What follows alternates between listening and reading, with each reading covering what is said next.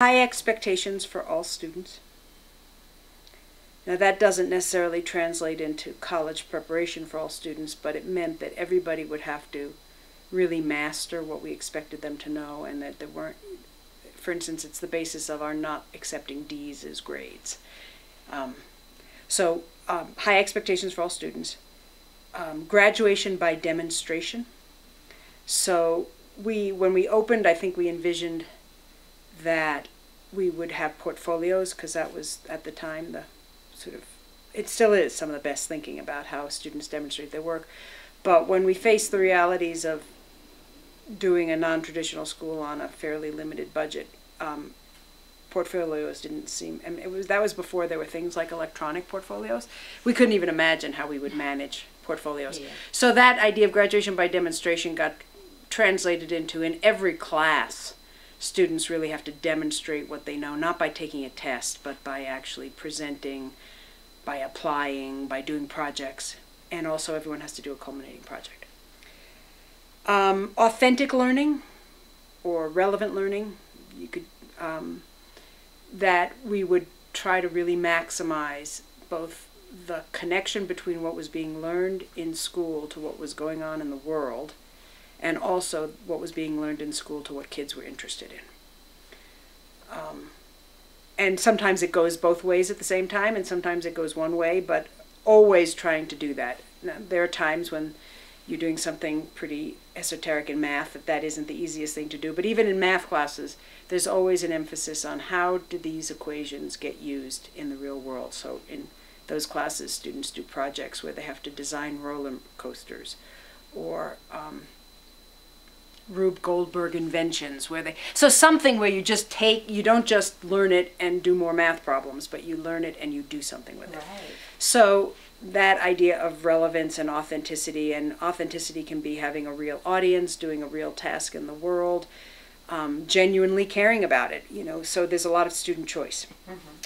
Mm-hmm. Valuing diversity, and that means both recognizing the multicultural nature of American society and the fact that there are groups with distinct histories, as well as the fact that even within any given group, people are quite different and distinct. Yeah. And individual. So we have a very multicultural curriculum. We teach cultural competency. I mean, that idea has come to fruition much more recently than it was in the early days, although we always worked on it. Personalization. Our belief is that teenagers need to be known individually. When the state licenses daycare centers and you have little babies under 10 months old, under a year old, they have ratios of 1 to 4.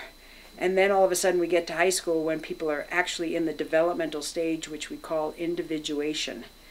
And then we put them in groupings of 1 to 30 with nobody who really knows them.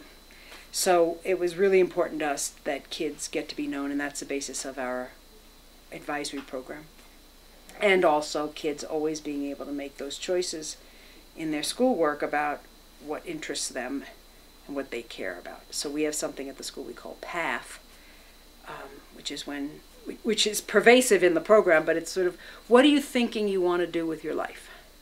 And it isn't even what you think you want to do with your life. What are you interested in? What are you good at? What would you like to pursue? What motivates you? Sometimes I frame the question as, what would you get up early in the morning to do? For a teenager, that's actually a pretty high bar to, yeah. to reach. So personalizing education, both at the level of relationships with adults and at the level of what am I interested in. And the final one was pretty permeable membrane between the school and the community, so that it's easy for people to come into the school from the community and share what they know with kids, and it's easy for kids to leave the building and learn in the community. Now, most of our teaching and learning happens inside the building. There are other innovative high schools where most of the teaching and learning happens outside the building in internships, but we didn't set up that way. It didn't seem like the right model for Boulder and our population. But on Wednesday afternoons we have community experience, which is what you just did the story on.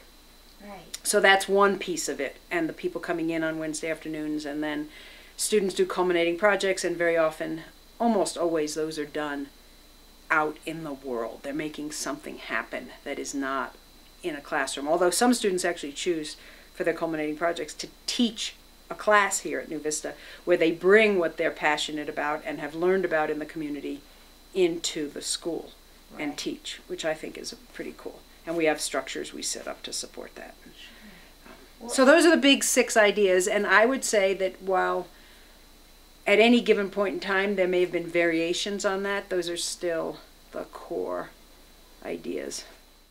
We interview every kid that comes to the school, not to say you can't come, but just to start to get to know them and to help them figure out if it's the right place to be. And I do some of those interviews, I don't do all those interviews, but a really common theme is a kid who just doesn't want to sit in a large classroom and have a teacher lecture and have their learning be out of a textbook. They want to learn in a different way. They want to have more input into their education. They want to have more choices in what they do.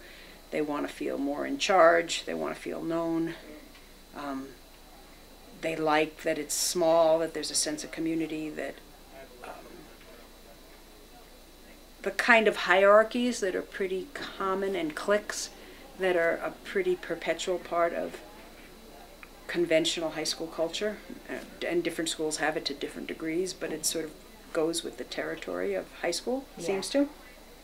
I mean, kids have friend groups here, but there's not a sense of there's the in crowd and there's the out crowd. There's the, you know, the smart kids and or the athletes, or the, you know, the popular crowd, or in a small community, and I think that's the experience of small high schools across the country, is those kinds of social distinctions just don't carry that much weight, because in a small community everyone gets to know each other at a more genuine, personal, individual level. So people are coming because they don't, you know, I interviewed a family last week, and, you know, as a family they've always done non-traditional education, you know, so they're people with that value set, and then and that doesn't mean they've done, you know, really odd things, but, you know, they go to the Friends School, or they went to Uni Hill, or they chose Choice, or they went to Horizons.